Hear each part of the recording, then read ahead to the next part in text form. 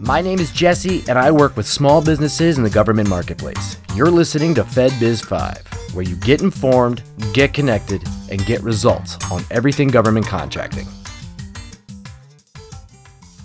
Hello, and welcome to another episode of FedBiz'5. Frank is back today for part 2 of your company's government readiness level. In the first part, Frank discussed getting registered and optimized, as well as your market exposure and visibility. Let's just jump right in. Frank, where does a firm go from here? Well, Jesse, once a firm gets registered, optimized, and is visible to government buyers and large businesses alike, it's time to develop their business resume. Now, this is level 3. Again, you must have some experience in selling products or providing services that you are attempting to sell to the government. For most companies, that's going to be commercial experience. Now, many years ago, the capability statement was created to provide government buyers with all of the information they need to identify a business for government contracts. The capability statement is the standard tool that's utilized by federal buyers and decision makers to conduct initial evaluation of your firm's competencies and qualifications.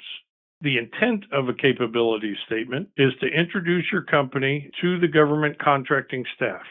It's typically a one-page document and clearly displays your company's core competencies, demographic and registration data, differentiators, and past performance, both government and commercial. An effective capability statement is equal parts form, function, and design, ensuring that your company makes a positive and lasting first impression. And remember, the capability statement simply supplements your overall marketing efforts, but can be used in commercial settings with equal success. Great information, and I do remember you mentioning in an earlier session that there is never a bad time to send out your capability statement, correct? That's true, Jesse. All right, so now what is the 4th level in a company's government readiness? All right, the 4th level in a government readiness is to begin a targeted market research and initiate an outreach campaign. Folks, it's now time to get serious. FedBiz Access offers a variety of marketing plans and approaches. But the simple fact is, no matter what approach or plan you follow, you must begin marketing your firm to government buyers if you expect to be successful in the government marketplace. You should start your marketing by identifying 1 or 2 government agencies that you want to work with and agencies that utilize the products or services that you provide. Don't bite off more than you can chew. A lot of people that I have spoken with want to market to everyone, but in reality, a firm has only so many resources, financial and personnel, that can be devoted to marketing. So find an agency that utilizes what you sell and/or an agency where you have some relationship and begin an outreach to folks in that agency. One of the best sources of information and assistance is the Office of Small and Disadvantaged Business Utilization. Every federal agency has one of those offices, and they are established to act as the liaison for small businesses working within their agency. You can find these offices by searching the agency website or by going to Google and putting in the acronym OSDBU and the agency name that you're targeting. You could do like Yahoo too, right? Oh, yes. Not just Google. No, that's Any search engine. Yeah. Absolutely, Jesse. Any search engine will work. So I apologize if I cut you off. Oh, no problem. Excellent. Actually, the individuals, though, that do work in these offices spend their day assisting small and disadvantaged businesses. They help them to get in touch with the right people in their agency, and they work behind the scenes at the agency to ensure that that agency is meeting or exceeding their small business goals. Another approach is to identify government contracts and contractors that work in that agency. If you know of a firm that has a contract with your target agency, ask them for the name and contact information of their contracting officer. Then reach out to that person, introduce yourself and your company. And remember, provide the agency contact with a copy of your capability statement. And make sure you let them know what you offer and that you're very interested in working with their agency. You can also ask for an in-person meeting if practical, and make sure they know who you are, what you do, and how to reach you.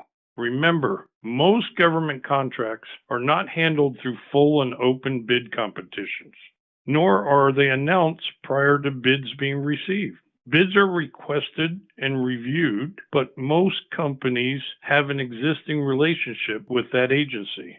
You have to market yourself to be included in these opportunities. Right. You really do have to keep that mindset, like get out there and put it in their face, but also you're building a relationship. That's the most important part, my opinion.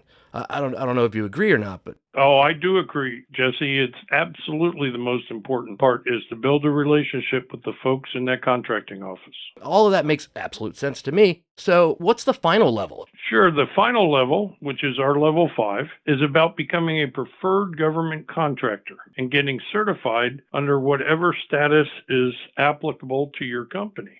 The government places preferential status on a number of different socioeconomic categories, such as woman-owned, minority-owned, veteran-owned, hub zone, 8A, and GSA schedule. Each of these statuses provides additional benefits and opportunities for receiving government contracts.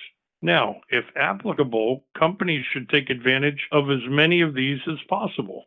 With the veteran-owned, minority-owned, woman-owned, and hub zone certifications, they provide businesses with set-asides and sole source contract opportunities, as the federal government works to level the playing field by limiting competition on certain contracts. Federal officials, buyers if you will, are incentivized to meet small business contracting goals. The current administration is attempting to reach a total of 15% of all contract funds being awarded to small disadvantaged businesses.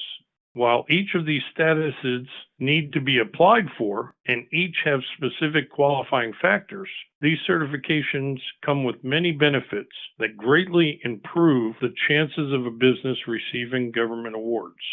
Now, 8A certification and GSA schedule contracts are additional statuses that have specific qualifications for small businesses, but in this case, they must already have proven themselves in their market and are even more valuable in obtaining government business.